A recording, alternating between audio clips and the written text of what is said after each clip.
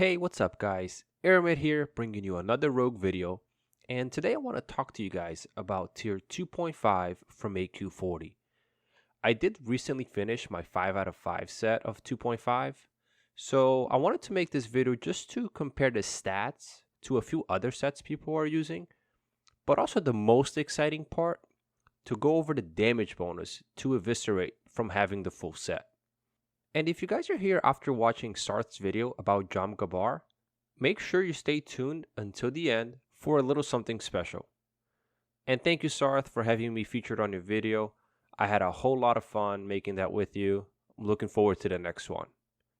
And if you guys enjoy Rogue content, don't forget to like and subscribe.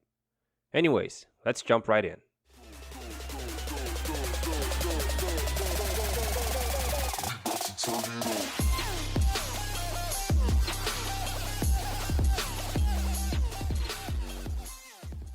Okay, so when looking at the stat comparison between a couple of different gear sets, the most important stat to really look at with 2.5 is stamina. So that's going to be the main stat that we'll be looking at here, and not the actual DPS simulation differences. Yes, the other stats somewhat affect our DPS from a simulation standpoint, but it isn't anything game changing. And lately, stamina has been playing a huge part on the DPS meters because staying alive through the whole raid is pretty much the biggest DPS increase you can have, especially since in AQ, you can get mind controlled, and if your raid isn't careful, you can literally just get one shot from the cleave, but also some of the mechanics from the trash and bosses hit really hard, and having that extra stamina to stay alive will help you out a lot. So what I want to look at with you guys today are the difference in stats between having a mix of phase 4 and 5 items, 4-piece Darkmantle, and lastly, 5 of 5 tier 2.5. And we'll look at the difference in stats for each setup, both unbuffed and fully buffed. So starting with the unbuffed, you can notice right off the bat the big difference in stamina between the sets. From the tier 2.5 to Darkmantle, you can notice there's about a 420 HP difference between the sets. And from the tier 2.5 to the Clown Set, you're looking at about 140 difference in HP.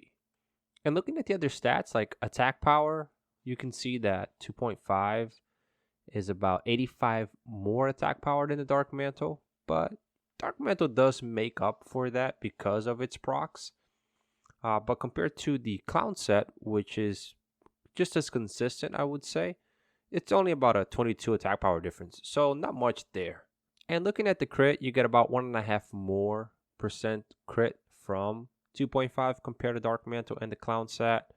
And then some differences in the hit, but in neither one of these sets, even as a dagger rogue, hit's not a problem. We're not really getting crit capped here from not having enough hit. Now you start seeing some pretty big differences when you start looking at the fully buffed stats, especially in this case for the Alliance because of pally buffs. Right off the bat, you see here the hit point difference is about 600 from having 5 of 5 2.5 compared to Darkmantle, and that's going to be huge in a raid where you're getting smacked around. And then from the Clown Set to the 2.5, it's about a 200 hit point difference there. When you look at the attack power, the 2.5 to Darkmantle is about 100 attack power difference. And then when you're looking at the 2.5 compared to the Clown Set, it's only about a 36 attack power difference there, so nothing crazy. Very small change again in the crit, and same thing on the hit, not a problem here again. And lastly, looking at the Horde fully buffed category, you see some not as big of a jump here because of not having pally buffs. So it's about a 600 hit point difference here from 2.5 to Darkmantle, and about 200 from 2.5 to the Clown Set. Same thing for the attack power, slightly less again, about 100 attack power difference from Darkmantle to 2.5, and then right around a 30 attack power difference from 2.5 to the Clown Set. And obviously, again, same thing for the crit and the hit. Nothing really changes here once again. So just like predicted, we see that tier 2.5's biggest upgrade obviously is the hit points that you get and that survivability from having that in the raid and not dying and losing your world buffs. And like I mentioned earlier in the video, yes, there are actual DPS upgrades here, and I won't go over that because they're minor. It's not like you're getting a Death Sting or an AQR and you're getting, a 20 or 30 or 40 DPS upgrade from the stats alone. Part of the big upgrade with 2.5 is the 5-piece set, which increases your damage to Eviscerate by 15%. And that's what we're going to talk about next. So for this, I recorded clips not using the 5-piece set bonus and then also using the 5-piece set bonus. And what I was looking for was the difference between non-critical hits and critical hits. So starting without the 5-piece set bonus was just under 1100 damage. And in the same set, the critical hits were just right around 2100 damage with a 5-point Eviscerate. And then switching over to the 5-piece set bonus, you can instantly notice a small increase of about 100 damage on each of the hits.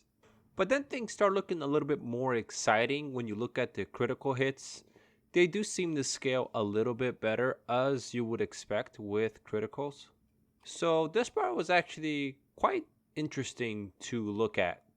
And last but not least, the part that really surprised me, which was how well did Jomgabar help out with the damage on the Eviscerate.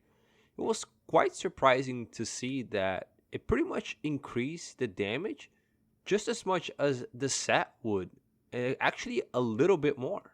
So it was really interesting to see an increase of over 500 damage just by putting on the 5-piece set bonus of tier 2.5 and also casting a 5-point Eviscerate towards the end stacks of Jomgabar.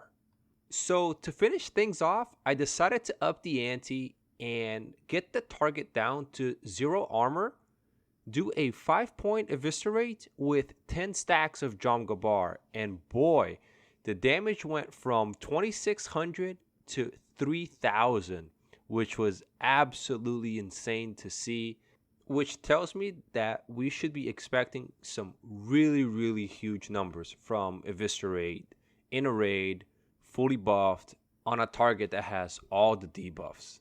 But anyways, guys, with the stamina increase and the damage increase that we're getting from this set, as we expected, this set's gonna hold up very well in AQ and early next. I'm super excited to try it out in raid for the first time this Sunday. So feel free to come by and hang out with me on the stream. And I hope this video helped, and I'll see you guys on the next one.